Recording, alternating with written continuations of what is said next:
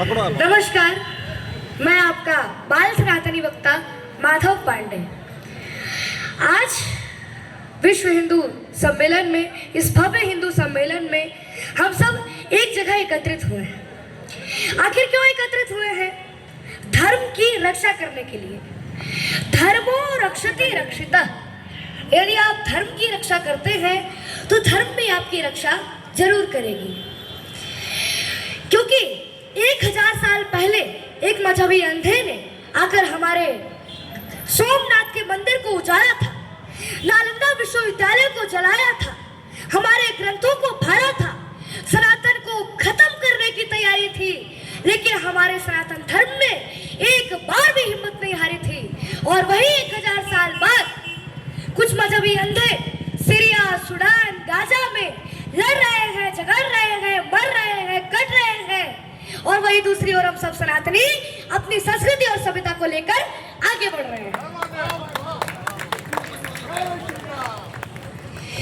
राम कोई इतिहास नहीं जो भुला दिया जाएगा, और ये तो राग है इस ब्रह्मांड का जो युगों युगों तक गाया जाएगा, जो युगों युगों तक गाया जाएगा। जय श्री राम। क्योंकि महर्षि वाल्मीकि मुनि ने अपने वाल्मीकि रामायण में यह स्पष्ट लिखा है, और ये ब्रह्मा का भी उद्घोष है कि यावत् स्थास्यन्ति गिरयः सरितश्च महीतले तावत् रामायण कथा लोकेषु प्रचरिष्यति। अर्थात जब तक धरती पर पहाड़ के अस्तित्व रहेंगे, नदियां बहती रहेगी, तावत् रामायण कथा लोकेषु प्रचरिष्यति, तब तक राम की कहानी घर घर में कही जाती रहेगी। ऐसा होने में किसी की मेहरबानी नहीं है, क्योंकि हमारे प्रभु श्री राम जी की कहानी ऐसी है। अब मैं हमारे छत्रपति शिवाजी महाराज जी और श्यामाजी महाराज जी के बारे में कुछ 2-4 लाइनें बोलना चाहता हूँ। ये महाराष्ट्र छत्रपति शिवाजी महाराज जी की धरती है। ये महाराष्ट्र छत्रपति श्यामाजी महाराज जी की धरती है। अफजल खान ने धोखे से कई हिंदुओं की भी हत्या की थी, और उसने संपत्ति लूटने के लिए कई मंदिर भी तोड़े थे। और इतना ही नहीं, बल्कि वही धोखा उसने हमारे छत्रपति शिवाजी महाराज जी के साथ किया, पर हमारे छत्रपति शिवाजी महाराज जी ने उस पर अपने वागलक से ऐसा घातक हमला किया कि उसकी तत्क्षण मृत्यु हो गई। तुम्हें फंसाने के लिए दुश्मनों ने फिर से जाल बिछाया है। जय भीम का नारा देकर फिर तुमको भरमाया है। छुरा भोंकने के लिए अफजल खान ने शिवाजी को गले लगाया है। पहचान भेड़िया वही है, बस अपना पूंछ रंगाया है, बस अपना पूंछ रंगाया है। विश्व विदित शिवराज बलि थे, रण में कृष्ण समान छली थे, उनके सब उद्योग फली थे। सुना नहीं तुम शिवाजी के, सुना नहीं तुम शाभाजी के, रण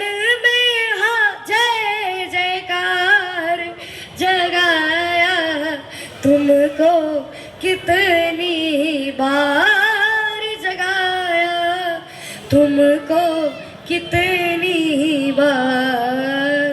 120 लड़ाइयां लड़ी सांभाने, पर हारा कभी एक न था। नित दिन रस्ते चक्रव्यूह, जिसमें बसता औरंगजेब था।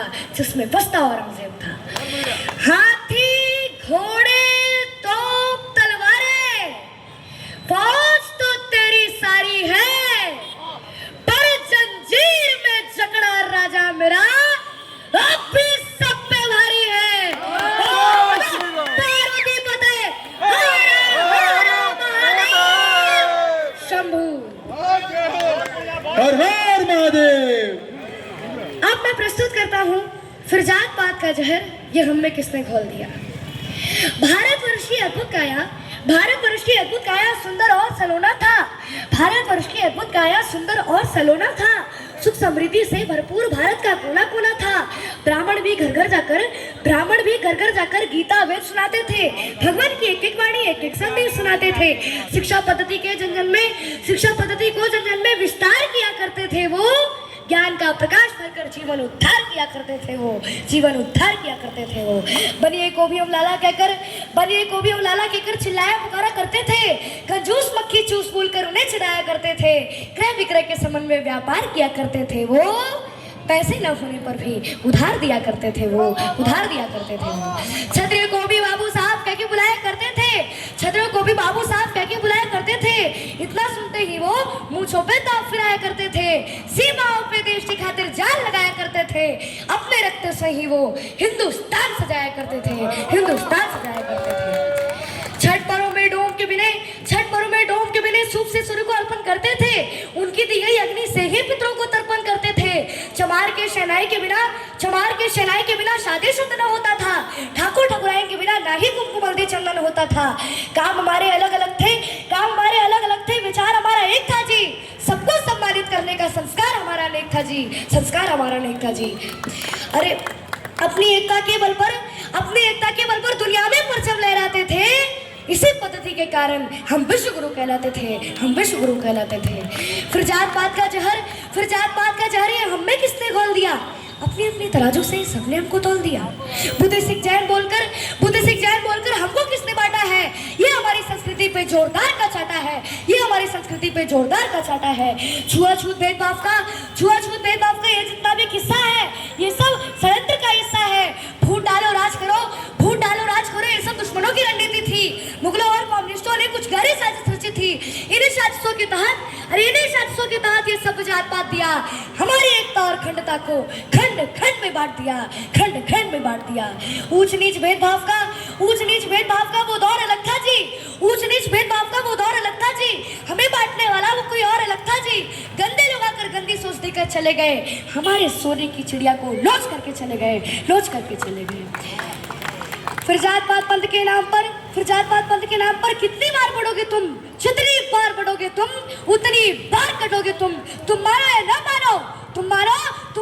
मानो, ये कथन हमारा निश्चित है। नहीं तुम सुधरे तो सुन लो कि अब पतन तुम्हारा निश्चित है। एक बार फिर सुनो कि अब पतन तुम्हारा निश्चित है। षड्यंत्र के तहत बुद्ध गुरु गोविंद को तुमसे अलग किया। इसी साजिश के तहत सिंधु को हिंद से तुमको अलग किया। बुद्ध सिख जैन बताकर नफरत का बीज बोया है। आपस में ही लड़कर हमने क्या नहीं खोया है। अरे आज भी कुछ गद्दार हमें बांटने में लगे हैं जी। पाकिस्तान और बांग्लादेश की तरह हमें काटने में लगे हैं जी। दलितों का मुखौटा पहनकर कहीं तो कायर छिपाए जी। भीम आर्मी के आड़ में कहीं तो बाबर छिपाए जी। लाख जुर्म सहे पूर्वजों ने पर सनातन धर्म नहीं छोड़ा। तोड़ दिया दुश्मनों का गुरूर, पर अपना धर्म नहीं छोड़ा। तुम्हें फंसाने के लिए दुश्मनों ने फिर से जाल बिछाया है। जय भीम का नारा देकर फिर तुमको भरमाया है। छुरा भोंकने के लिए अफजल खान ने शिवाजी को गले लगाया है। पहचान बढ़िया वही है, बस अपना पूछ रंगाया है। जय श्री राम। ब्राह्मण क्षत्रिय वैश्य शूद्र हमें पिता के संतान है जी। जो हमको छोटा बड़ा कहे समझो अज्ञान है जी। वाल्मीकि व्यास ने महाभारत रामायण लिखा है। रविदास और कालिदास के चरणों को हमने तो पूजा है। जो देश की दिशा और दशा बदल दे वो आप में सामर्थ्य है जी। हे शूद्र के शिरोमणि आप हमारे आदर्श है जी। हे शूद्र के शिरोमणि आप हमारे आदर्श है जी। बेशक कुछ मुद्दों पर हमसे भूल हुई होगी, जाने अनजाने में कुछ बातें फिजूल हुई होगी। रूठने और बनाने का अधिकार अपनों का ही होता है। अगर प्यार अपनों से है तो तकरार भी अपनों से ही होता है। अगर कोई गलती हो गई हो तो माफ नहीं करोगे क्या? अगर हमने पाप किया तो तुम भी पाप करोगे क्या? एक कदम तुम आगे बढ़ो, एक कदम हम भी आगे बढ़ाते हैं। तो आज सारे राग द्वेष भुलाकर फिर सबको गले लगाते हैं। अरे अपने आखिर जैसे भी है वे अपने ही होते हैं। आओ इस बिखरी माला को फिर से पिरोते हैं। माँ वसुंधरा की गोद छोड़ दूसरा आनंद कहाँ मिलता है जी? अपना घर छोड़ दूसरों के घर में नींद कहाँ लगता है जी? आओ इस महान कृति को फिर से महान बनाते हैं। मिलजुल कर फिर से स्वर्ण में हिंदुस्तान बनाते हैं, स्वर्ण में हिंदुस्तान बनाते हैं। जय हिंद, जय भारत, वंदे मातरम। जय जय श्री राम। बाबर की बर्बरता का तो होना जरूरी था, इसीलिए तो इस सत्ता में घोड़ा संत जरूरी था। मंदिर गिरना मंदिर बनना, मंदिर गिरना मंदिर बनना, ये सब प्रभु राम की इच्छा थी। कलयुग में मर्यादित रहना सबसे बड़ी परीक्षा थी। मर्यादा में रह करके ही मंदिर को बनवाए हैं। निराकार जब तक हुए सब, तभी राम घर आए हैं, तभी राम घर आए हैं। जय जय श्री राम। बोलिए लक्ष्मण राघवेंद्र श्री रामचंद्र भगवान की जय। बहुत प्यारे अनमोल वचन श्री माधव पांडे जी के, पूरा मंत्र मुग्ध कर दिया सभी को। इसी खुशी में हमारे बीच में एक जन उनको एक 500 का पुरस्कार देना चाहते हैं। आपकी इस प्यारी कला के लिए आपको बहुत बहुत धन्यवाद एवं साधुवाद। Once more, Mahendra Pandey. इसी कड़ी में हम